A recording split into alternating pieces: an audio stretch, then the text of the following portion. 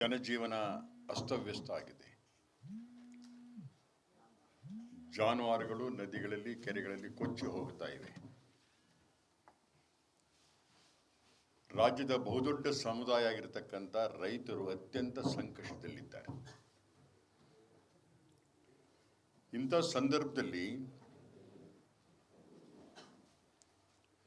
ರೈತರ ಸಹಾಯಕ್ಕೆ ಸರ್ಕಾರವು ಧಾವಿಸಬೇಕು. ಆಗಿರಬಹುದಾದಂಥ ಕಷ್ಟ ನಷ್ಟಗಳ ಗಮನವನ್ನು ವಿರೋಧ ಪಕ್ಷಗಳು ಸೆಳೆಯಬೇಕು. ಇಂಥ ಒಂದು ಸಂಕಷ್ಟದ ಕಾಲದಲ್ಲಿ ಅತ್ಯಂತ ದುರದೃಷ್ಟಕರ ಸಂಗತಿ ಅಂತಂದ್ರೆ ವಿರೋಧ ಪಕ್ಷಗಳು ಅತ್ಯಂತ ಬೇಜವಾಬ್ದಾರಿತವಾಗಿ, ಅಪ್ರಬುದ್ಧವಾಗಿ ಹೇಗೆ ಒಂದು ವಿರೋಧ ಪಕ್ಷ ಕೆಲಸ ಮಾಡಬಾರದು ಅನ್ನೋದಕ್ಕೆ ಸಾಕ್ಷಿಯಾಗಿ ಜನತಾದಳ ಮತ್ತು ಬಿಜೆಪಿ ಕೆಲಸವನ್ನು ಮಾಡ್ತಾ ಇವೆ. ಸದನದಲ್ಲಿ ಕೂಡ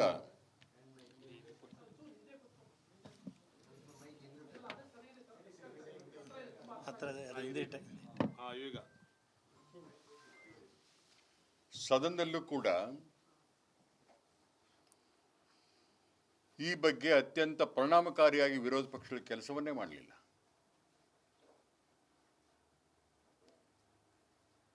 ಸದನದಲ್ಲಿ ಇದ್ರ ಬಗ್ಗೆ ಬಹಳ ಗಂಭೀರ ಚರ್ಚೆಗಳನ್ನು ಮಾಡಲಿಲ್ಲ ಇವರು.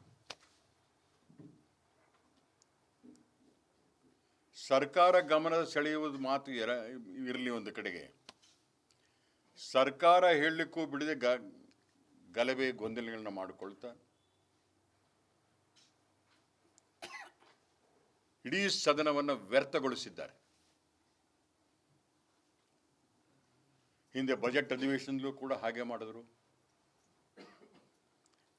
ಇಡೀ ರಾಜ್ಯದ ಜನರ ಆರ್ಥಿಕತೆಯ ಬಗ್ಗೆ ದಿಕ್ಸೂಚಿಯಾದಂಥ ಬಜೆಟ್ ಮಂಡನೆ ಆದಾಗ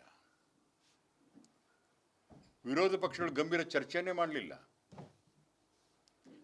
ಮಾಜಿ ಸಚಿವರಾದಂಥ ರಾಜಣ್ಣವರು ಏನೋ ಒಂದು ಹೇಳಿಕೆಯನ್ನು ಕೊಟ್ಟರು ಹನಿ ಟ್ರ್ಯಾಪ್ ಬಗ್ಗೆ, ಅದನ್ನೇ ಇಟ್ಟುಕೊಂಡು ಗಲಾಟೆ ಮಾಡಿ ಸಸ್ಪೆಂಡ್ ಆಗಿ ಹೊರಗೆ ಬಂದರೆ ಹೊರತು ಅತ್ಯಂತ ಪ್ರಾಮುಖ್ಯ ಅಧಿವೇಶನ ಆದಂಥ ಬಜೆಟ್ನಲ್ಲಿ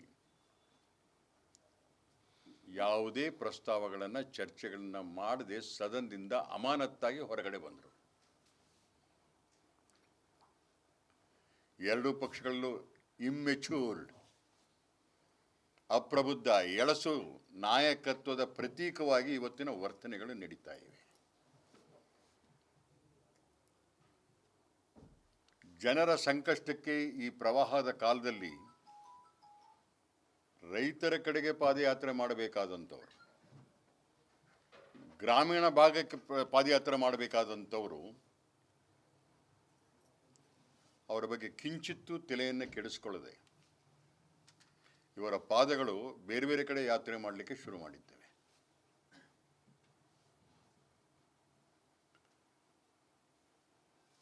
ಬೇಜವಾಬ್ದಾರಿ ವಿರೋಧ ಪಕ್ಷಗಳ ವರ್ತನೆಯಿಂದಾಗಿ ಇಡೀ ರಾಜ್ಯದಲ್ಲಿ ಗೊಂದಲ, ಒಂದು ರೀತಿಯ ಅತೃಪ್ತಿಯ ಕೂಗುಗಳನ್ನು ಸೃಷ್ಟಿ ಮಾಡುವಂಥ ಪ್ರಯತ್ನ ನಡೀತಾ ಇದೆ. ಧರ್ಮಸ್ಥಳಕ್ಕೆ ಪಾದಯಾತ್ರೆಯನ್ನು ಮಾಡ್ತಾರೆ, ಸ್ವಾಗತ ಇದೆ. ಧರ್ಮ ರಕ್ಷಣೆಯ ಪಾದಯಾತ್ರೆ. ಅದೇ ವಿರೋಧ ಪಕ್ಷ ಅಧಿಕಾರದಲ್ಲಿದ್ದಾಗ ಕಳೆದ 12-13 ವರ್ಷಗಳಿಂದ ಧರ್ಮಸ್ಥಳದ ಬಗ್ಗೆ ಈ ಥರದ ಆಪಾದನೆಗಳು, ಪ್ರಹಾರಗಳು ನಡೀತಾ ಇರುವಂಥ ಸಂದರ್ಭದಲ್ಲಿ ಕಿಂಚಿತ್ ತಲೆಯನ್ನು ಕೆಡಿಸ್ಕೊಳ್ಳಲಿಲ್ಲ.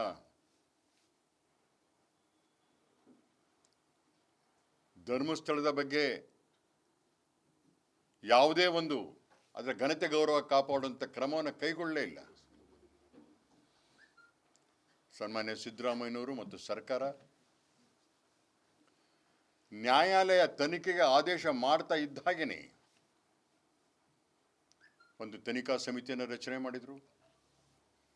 SIT ಸಾಕಷ್ಟು ನಿಷ್ಪಕ್ಷಪಾತವಾಗಿ ಕೆಲಸವನ್ನು ಮಾಡ್ತಾ ಇದೆ.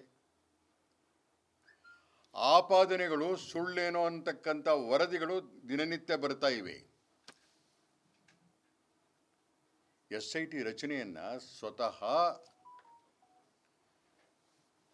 ಹೆಗ್ಡೆಯವರು ಅಲ್ಲಿರ್ತಕ್ಕಂಥ ಧರ್ಮಾಧಿಕಾರಿ ಬಂದು ಸ್ವಾಗತವನ್ನು ಮಾಡಿದ್ದಾರೆ. ಆದರೆ BJPಯವರು ಜನತಾದಳದವರು ವಿರೋಧ ಮಾಡ್ತಾರೆ. ಪ್ರಾರಂಭದಲ್ಲಿ ಉಸಿರೆಗೆಲ್ದಿದ್ದಂಥ ಈ ಎರಡು ವಿರೋಧ ಪಕ್ಷಗಳು ಯಾವಾಗ ಸನ್ಮಾನ್ಯ DK ಶಿವಕುಮಾರ್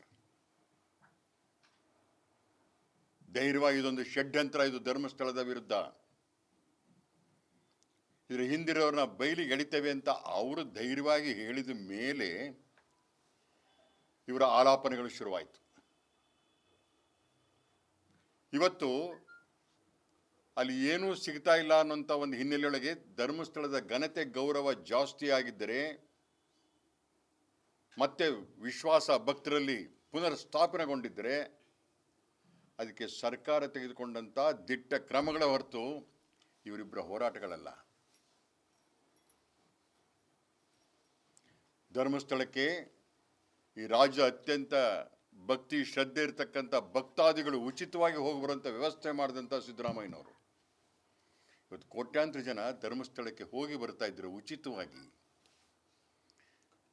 ಅದಕ್ಕೆ ಸಿದ್ದರಾಮಯ್ಯನವರು ಕಾರಣ. ಬಡವರು ಬಗ್ಗರು ಬಿಜಾಪುರ ಗುಲ್ಬರ್ಗ ಆ ಕಡೆಯಿಂದ ಅಷ್ಟು ದೂರದಿಂದ ಬರಕ್ಕೆ ಆಗದೇ ಇದ್ದಂಥ ಭಕ್ತಾದಿಗಳು ಇವತ್ತೇನಾರ ಪ್ರವಾಹದ ಉಪಾಧಿಯಲ್ಲಿ ಧರ್ಮಸ್ಥಳಕ್ಕೆ ಬರ್ತಾ ಇದ್ರೆ,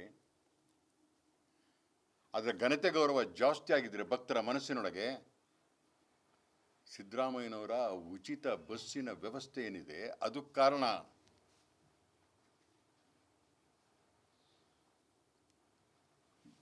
ಧರ್ಮಸ್ಥಳದ ಘನತೆ ಗೌರವ ಇವತ್ತು ಮುಮ್ಮಡಿಯಾಗಿದೆ.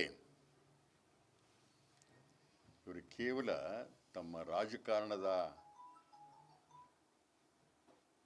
ಹೆಜ್ಜೆಗಳನ್ನು ಹಾಕ್ತಾ ಇದ್ದೇ ಹೊರತು ಧರ್ಮದ ಹೆಜ್ಜೆಗಳನ್ನಲ್ಲ. ಧರ್ಮದ ಬಗ್ಗೆ ಕಿಂಚಿತ್ ಕಲ್ಪನೆ ಆಗಲಿ ಸ್ಪಷ್ಟತೆ ಆಗಲಿ ಇದ್ದಿದ್ದೇ ಆಗಿದ್ದರೆ BJP ನಾಯಕರುಗಳಿಗೆ ಧರ್ಮಸ್ಥಳಕ್ಕೆ ಹೇಗೆ ಚ್ಯುತಿ ಬರ್ತಾ ಇದೆ ಅಂತೇಳಿ ಅನ್ನಿಸ್ತೋ ಅದೇ ರೀತಿ ಪಾದಯಾತ್ರೆಯನ್ನು ಹಾಸನಕ್ಕೆ ಮಾಡಬೇಕಾಗಿತ್ತು. ನಮ್ಮ ಸಂಸ್ಕೃತಿಯಲ್ಲಿ ಹೆಣ್ಣು ಮಕ್ಕಳಿಗೆ ಅತ್ಯಂತ ಗೌರವವನ್ನು ಕೊಡುವಂಥ ಪರಂಪರೆ ಇರೋರು ನಾವು. ಅಲ್ಲಿ ನೂರಾರು ಜನ ಹೆಣ್ಣು ಮಕ್ಕಳ ಮೇಲೆ ಅತ್ಯಾಚಾರ ಆಗಿದೆ, ಬಲವಂತವಾದಂಥ ಘಟನೆಗಳು ನಡೆದಿವೆ ಅಂತೇಳಿ ನ್ಯಾಯಾಲಯ ತೀರ್ಪು ಕೊಟ್ಟ ಮೇಲೂ ಕೂಡ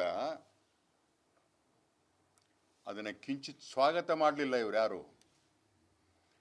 ಹೆಣ್ಣು ಮಕ್ಕಳ ಮೇಲೆ ಅತ್ಯಾಚಾರ ಅಷ್ಟೊಂದು ದೊಡ್ಡ ಪ್ರಮಾಣದಲ್ಲಾದಾಗ ನ್ಯಾಯಾಲಯ ಗರಿಷ್ಠಾತಿ ಗರಿಷ್ಠ ಶಿಕ್ಷೆಯನ್ನು ಕೊಟ್ಟಾಗ ಸ್ವಾಗತ ಮಾಡಬೇಕಾಗಿತ್ತು. ನಾವು ಪೂಜ್ಯ ಭಾವನೆಯಿಂದ ಕಾಣುವಂಥ ಹೆಣ್ಣು ಮಕ್ಕಳಿಗೆ ನ್ಯಾಯ ಸಿಕ್ಕಿದೆ ಅನ್ನೋಂಥ ಮಾತನ್ನು ಹೇಳಬೇಕಾಗಿತ್ತು. ಅದನ್ನು ಹೇಳಲೇ ಇಲ್ಲ.